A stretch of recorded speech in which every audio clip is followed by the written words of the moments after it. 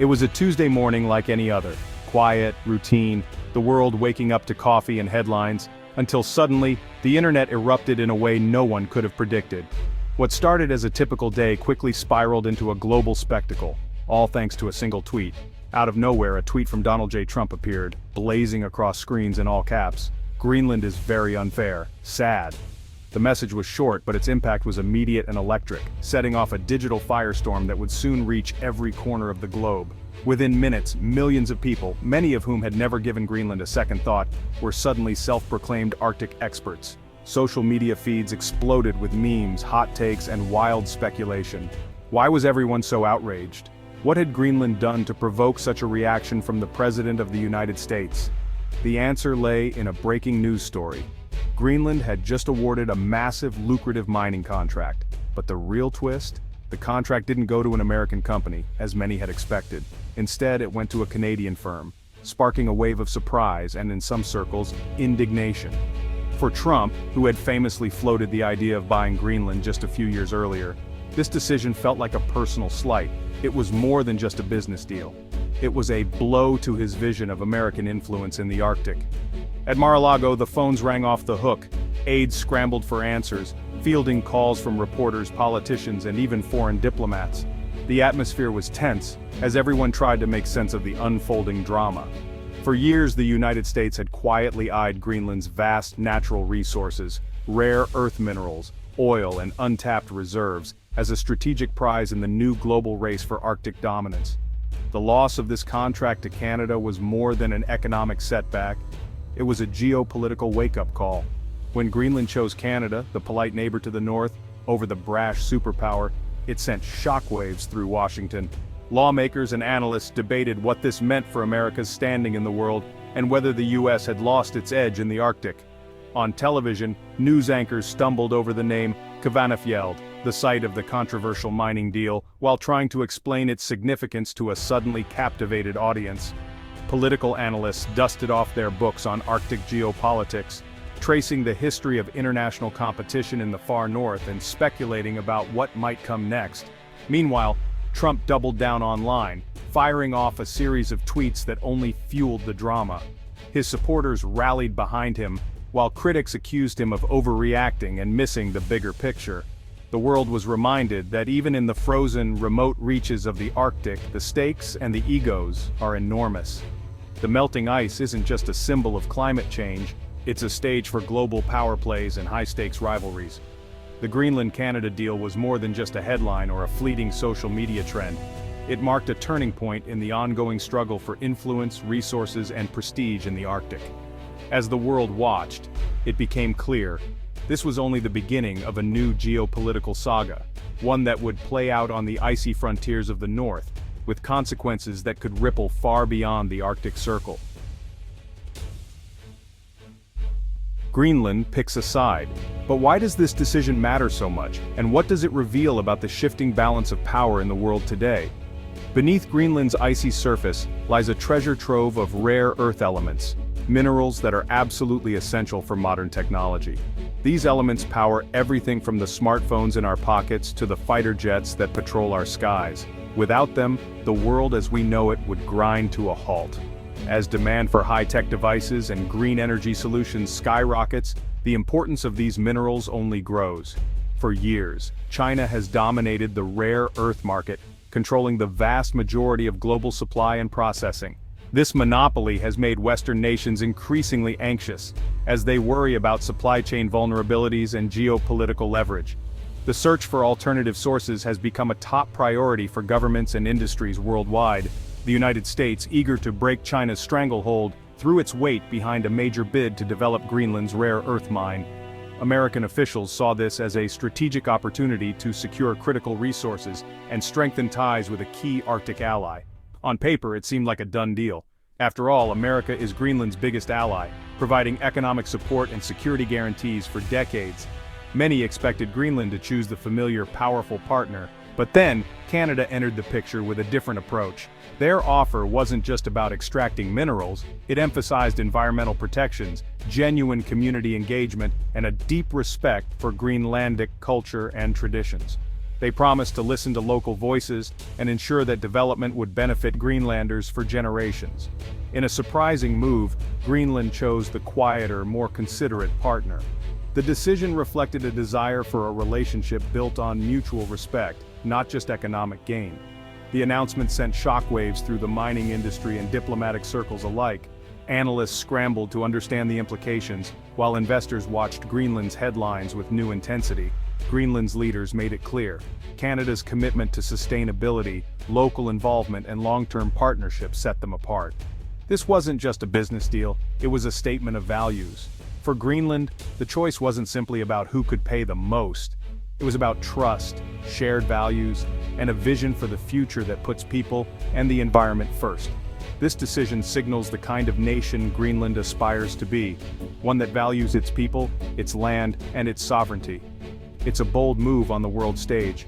By choosing a partner for the long haul, not just the highest bidder, Greenland has shown the world that integrity and vision matter.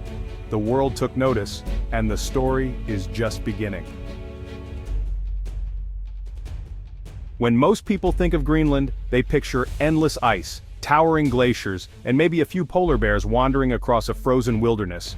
It's a land that seems untouched, remote, and defined by its harsh Arctic climate. But there's a hidden story beneath that icy surface. Deep below the snow and glaciers lies a treasure trove of minerals, resources that have been locked away for thousands of years, waiting to be discovered. Now, as climate change accelerates and the ice melts faster than ever before, these ancient riches are finally being revealed.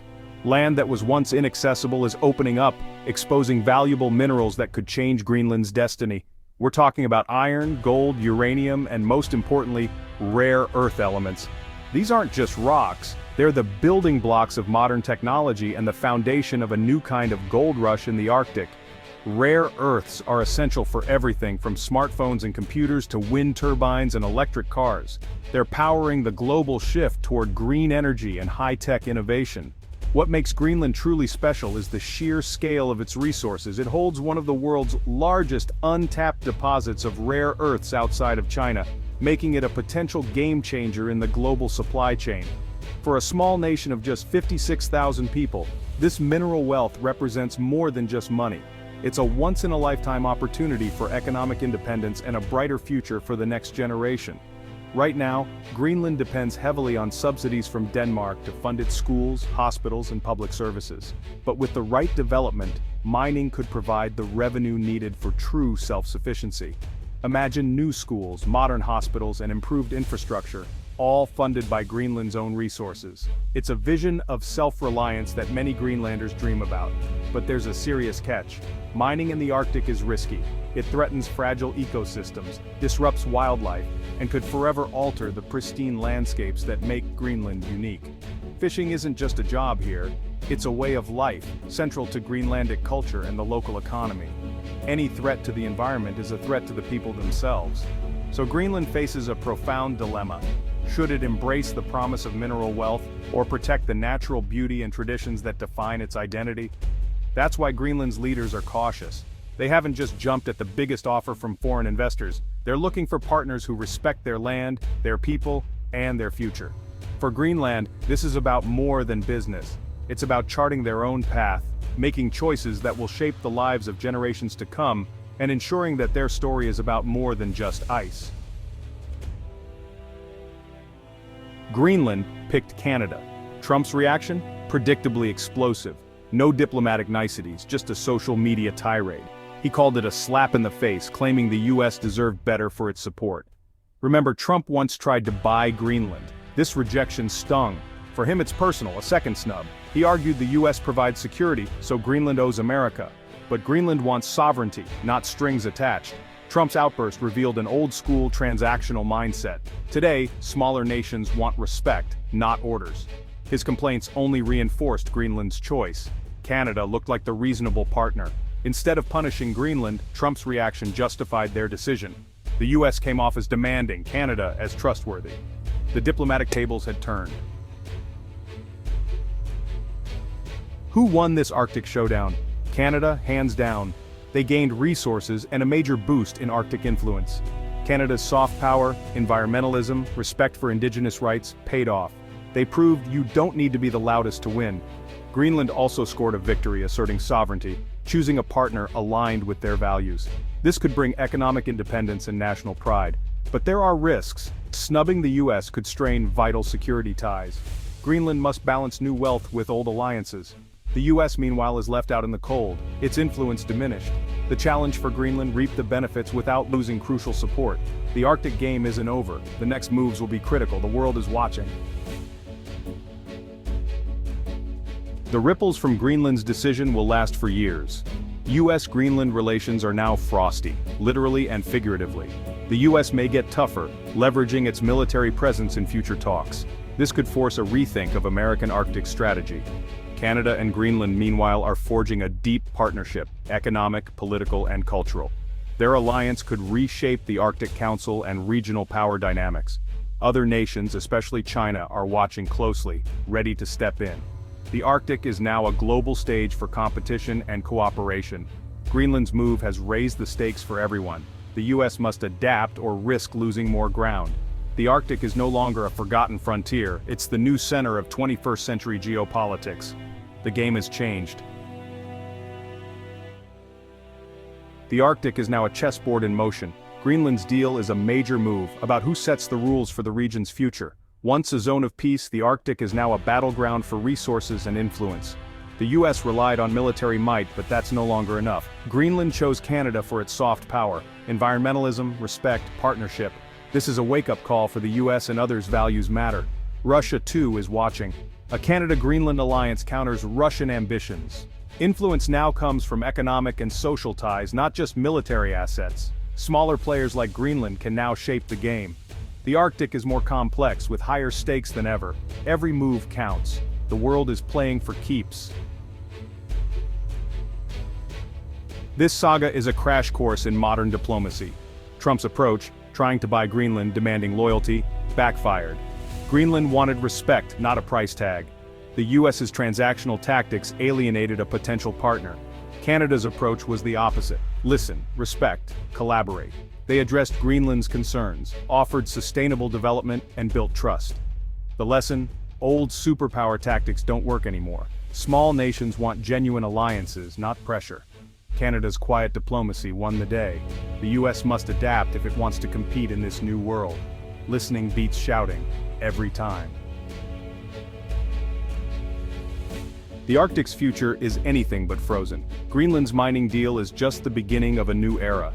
The race for resources will only intensify as the world goes green. The US must rebuild trust and rethink its approach, or risk being sidelined. Greenland faces the challenge of managing its resources wisely and protecting its environment. Their success will inspire other small nations. This is about more than mining. It's about rewriting the rules of global power. The winners will be those who listen, adapt, and build real partnerships. The Arctic is up for grabs. The race has just begun.